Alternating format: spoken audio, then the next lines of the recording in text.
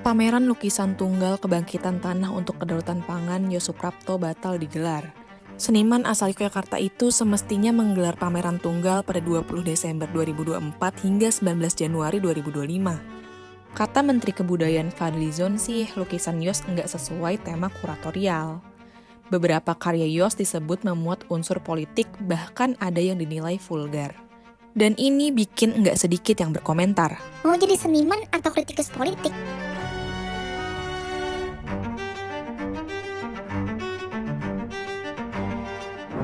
Ngomongin soal karya seni, biasanya mata kita cenderung hanya fokus melihat aspek estetika saja.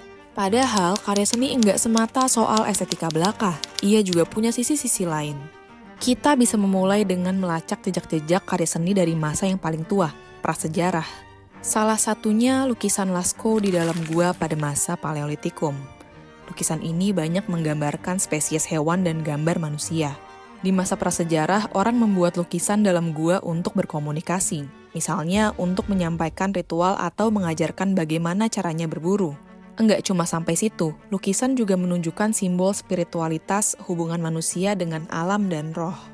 Seiring waktu berjalan, seni berkembang dengan fungsi-fungsi lain. Coba tengok piramida Mesir.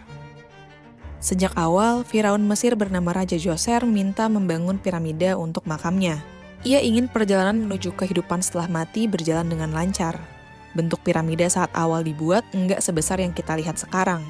Sampai kemudian, Firaun muda bernama Khufu memutuskan membangun piramida yang lebih besar. Ia ingin menunjukkan kehebatan dan kemelimpahan sumber daya dalam membangun proyek monumental. Bisa dibilang, piramida bukan hanya dibangun untuk makam, melainkan jadi alat propaganda Firaun bahwa ia orang paling berkuasa dan kaya. Hal yang sama juga dilakukan oleh Michelangelo dengan patungnya. Michelangelo memahat patung David atau Daud yang mengisyaratkan simbol kekuasaan dan kebebasan Republik Florence.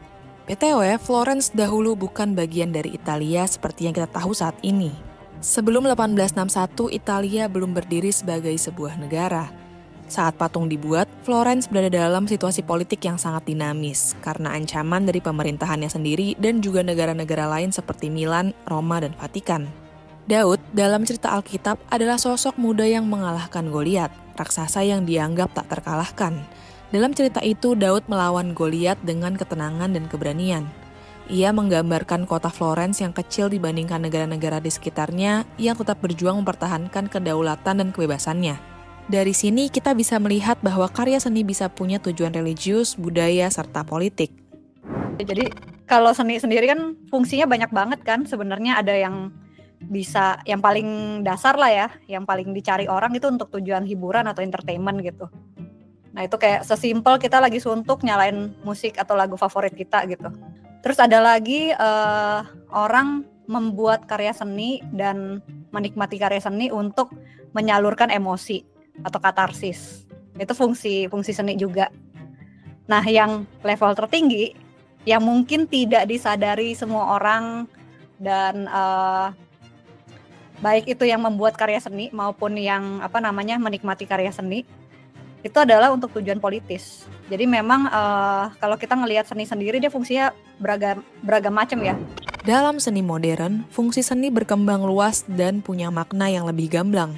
Contohnya lukisan Jean-Michel Basquiat dengan beberapa karyanya yang terkenal, Untitled misalnya. Basquiat dikenal dengan gaya seninya yang mencolok, berani, dan berlapis-lapis. Ia memakai simbol-simbol sejarah, penggunaan warna yang menggambarkan kritik sosial, dan pengaruh identitas rasial Afro-Amerika. Dalam artikel berjudul What is Political Art? What Makes Art Political? Disebutkan ada 3 kategori seni yang bisa mendefinisikan sikap politis, penggambaran, promosi, dan proyeksi. Penggambaran menjelaskan jenis seni yang memvisualisasikan situasi yang dialami orang sebagai akibat dari struktur sosial atau politik.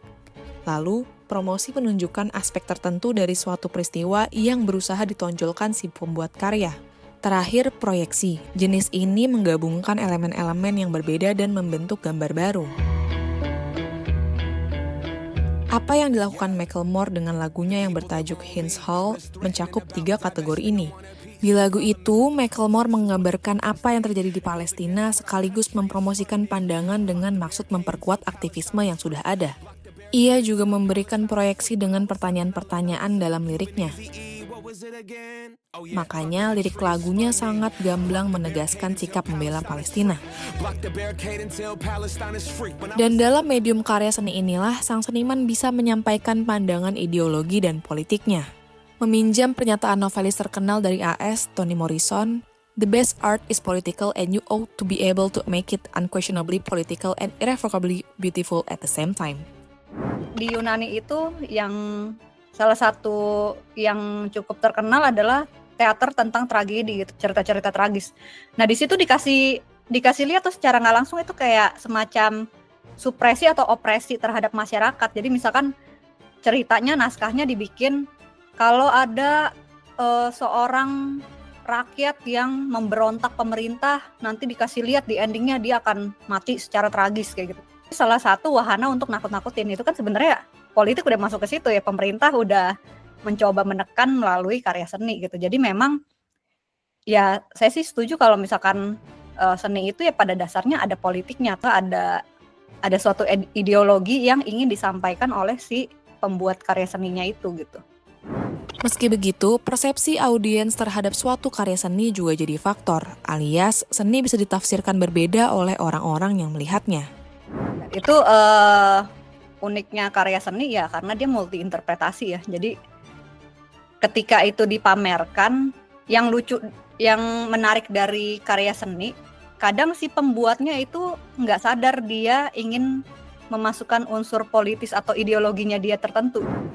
Berkaca dari pembatalan pameran lukisan Yusuf Prapto, seniman sah-sah saja bikin karya apapun asal bertanggung jawab. Setiap orang itu punya hak untuk membuat karya seni apapun. Dia punya hak untuk membuat karya seni apapun. Tapi permasalahannya adalah bagaimana dia bertanggung jawab ketika karya seni tersebut dieksibisi kepada masyarakat. Kita harus siap dengan penerimaan atau respons yang akan diberikan oleh audiens terhadap kita gitu. Karena kan sebenarnya ini negara demokrasi ya, jadi menurut saya semuanya tuh berhak untuk berpendapat dan yang merasa tersinggung pun juga berhak untuk berpendapat gitu.